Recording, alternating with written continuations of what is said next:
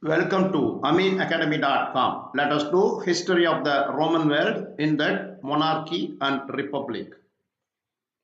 According to Roman tradition, Rome was founded as a monarchy. That monarchy, however, was not long lived and its history is overshadowed by myth and legend. Historians of Rome have most often divided its history into two major periods based on the type of government that Rome had at the time. The Republic from the later 6th century BCE to the late 1st century BCE, and the Empire from the late 1st century BCE to the fall of the western half of the empire in the late 5th century CE. Indeed, as seen in the writing of the Roman historian Tacitus, already as early as the late 1st century CE, Romans themselves thought of their history in terms of those two periods. The basic difference between the two periods is quite simple. During the period of Republic, Rome was ruled by republican government, which distributed power in theory among all Roman citizens. In practice, this was really an aristocratic oligarchy. By contrast, under the empire, Rome was under one ruler, the emperor. Let us discuss further about monarchy and republic in Roman world. The Roman monarchy was the first form of the government in Rome, lasting from around 753 BC to 509 BC. The Roman Republic began after the overthrow of the last king, Lucius Tarquinius Superbus, in 509 BC. The Roman monarchy passed.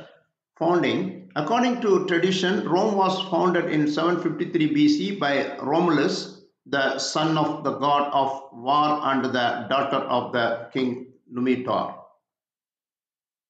The first king of Rome included Romulus, Numa Pompilius, Tullus Hostilius, Ancus Marcius, Lee Tarquinius Priscus, Servius Tullius, and L. Tarquinius Superbus. Senate. Romulus formed the Roman Senate with 100 men. Romulus gave the inhabitants of Rome a body of laws. Roman Republic beginning.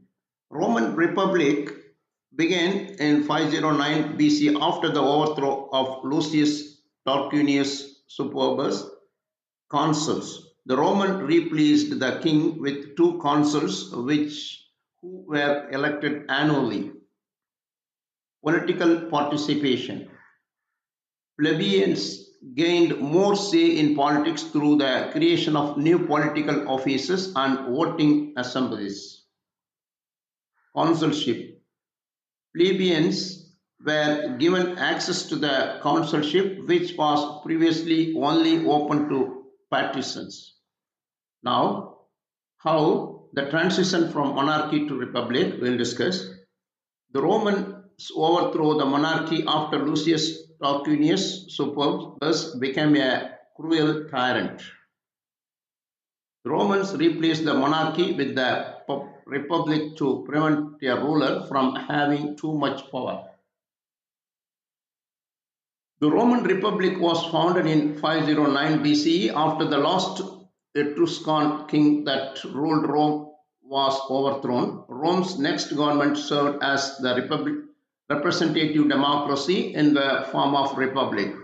Initially, Rome's wealthiest families, the partisans, held power and only they could hold political or religious offices. Everyone else was considered plebeians, and no member of this group could hold office.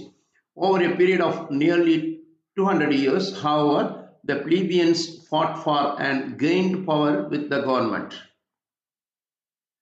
At the heart of the Roman Republic was the Senate.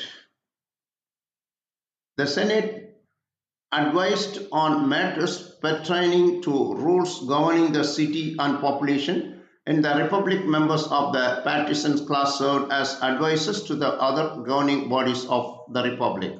Although the Senate did not formally make laws, the prestige of its members gave the Senate great influence over Rome's lawmaking bodies.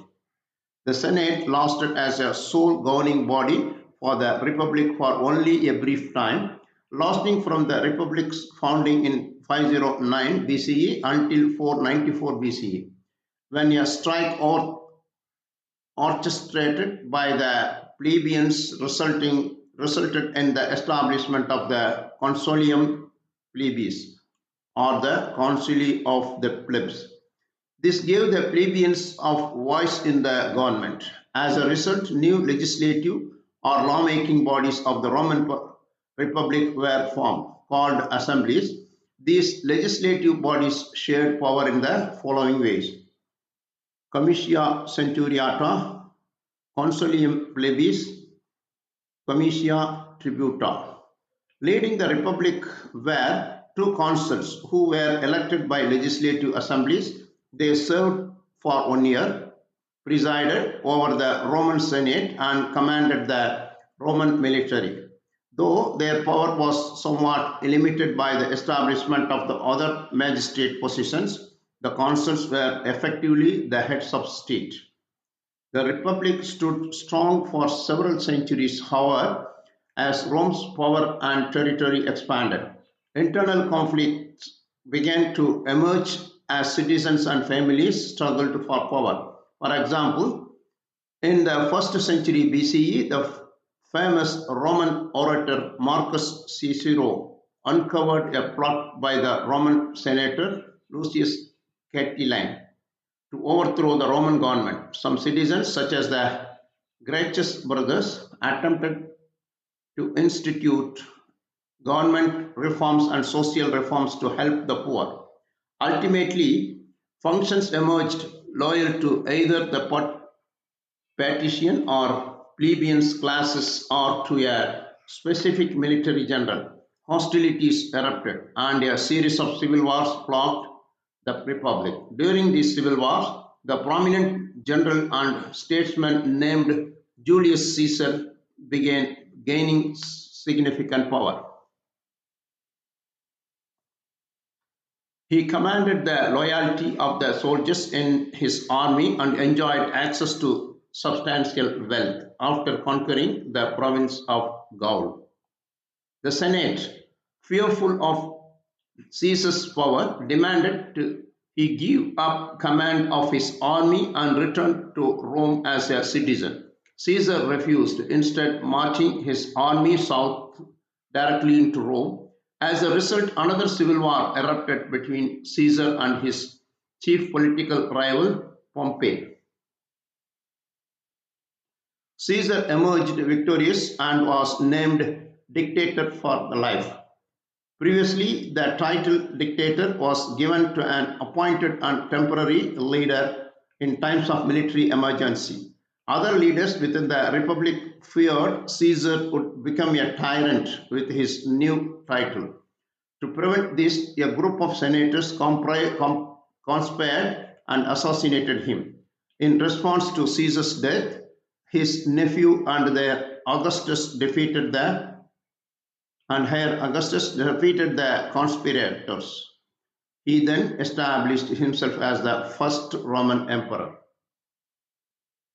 The Roman Empire dramatically shifted power away from representative democracy to centralized imperial authority, with the emperor holding the most power. For example, under Augustus' reign, emperors gained the ability to introduce and veto laws, as well as command the army. Furthermore, the emperor wielded significant authority over those who served in lower level executive positions. No citizen could hold office without the emperor's consent. As a result of this redistribution of the power, the popular assemblies that functioned during the Republican period became less important and lost power. While the assembly became virtually ceremonial, the Senate survived. Primarily, the Senate survived during the early period of the empire as a legitimizer of an emperor's rule. The power given to the emperor still came from the Senate, since the Senate was composed of Rome's elite and intellectual citizens. They impacted public opinion. With this power, the Senate could declare an emperor to be an enemy of the state, or following an emperor's removal or death, the Senate could officially wipe the record of his reign from official history. At the time of Augustus' reign, the Roman Empire had solidified control over the Italian peninsula, established North African colonies following its victory over the Carthage during the Punic War, and controlled large swaths of territory in Spain and Gaul. Under the emperors, Roman territory expanded further dominating most of the European continent, including Britain and major areas of the modern-day Eastern Europe. This expansion, while bringing to Rome great wealth, power, and prestige, ultimately helped bring about its downfall. Even with the Roman road system contributing to the mobility of the military and trade, the cost of maintaining the vast empire weighed heavily on Rome's treasury and its political administration. Added to this burden were increasing raids and attacks by foreign tribes and communities. Emperors attempted to solve these problems through internal reforms. For example, the Emperor Diocletian split control of the Roman Empire into two halves, the western and eastern portions. Diocletian believed that territories throughout the empire would be easier to control and support if they were overseen by two administrations. Further emperors attempted similar reforms, but ultimately internal conflict between the eastern and western halves, external pressure by foreign tribes, and the ongoing depletion of Rome's wealth and infrastructure finally rendered the empire vulnerable to collapse. In CE 476, the last of the Western Roman emperors, Romulus Augustulus, was dethroned. Nevertheless, the eastern half of the Roman Empire identified his history as the Byzantine Empire, would last another thousands of years until falling to the Ottoman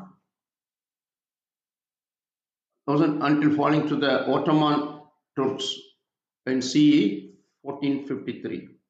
Now we talk about Rome becomes Christianity. How? Rome becomes Christianian 313 CE. The Emperor Constantine issued the Edict of Milan, which granted Christianity as well as most other religions legal status. While this was an important development in the history of Christianity, it was not a total replacement of traditional Roman beliefs with Christianity. The rise of Christianity in the Roman Empire has both a complex and violent beginning. The presence of Christianity in Rome in first noted in 30 CE, the year that Jesus of Nazareth or Jesus Christ was crucified in Israel. Early followers of the newly developed religions were sparse. Scholars believe there were no more than thousand Christians before 100 CE. Nevertheless, those early Roman Christians played a significant role in the spread of Christianity throughout the Roman Empire. Now we'll discuss about Roman law, that is the 12 tables. The 12 tables were the first written laws of ancient Rome. They were created between 451 to 450 CE and were the foundation of Roman law for over 1,000 years. How were the 12 tables created? During a time of social unrest, the committee of 10 men called the decimvirs was established to write down the law. The 12 tables were the result of pressure from the plebeian class who had previously been excluded from the Republic's benefits. The 12 tables were inscribed on bronze tablets and displayed in the Roman Forum. What did the 12 tables cover? The 12 tables covered the many areas of laws, including civil, public, and religious law. They defined the rights and duties of Roman citizens. They covered topics such as legal procedure, debt, property rights, inheritance, and funerary regulations. What impact did the 12 tables have? The 12 tables allowed all citizens to access the law and protect themselves from abuses of power. The 12 tables becomes the model for legal courts in many subsequent civilizations. What happened to the original tablets? The original tablets were destroyed when the Gauls sacked Rome in 930 BCE. 390 BC. That is, the original tablets were destroyed when the Gauls sacked Rome in 390 BC. So far, we discussed about the Roman Empire from monarchy to republic, and as well about Christianity in Roman begins, and as well the law of 12 table. We have done. Please subscribe our YouTube channel.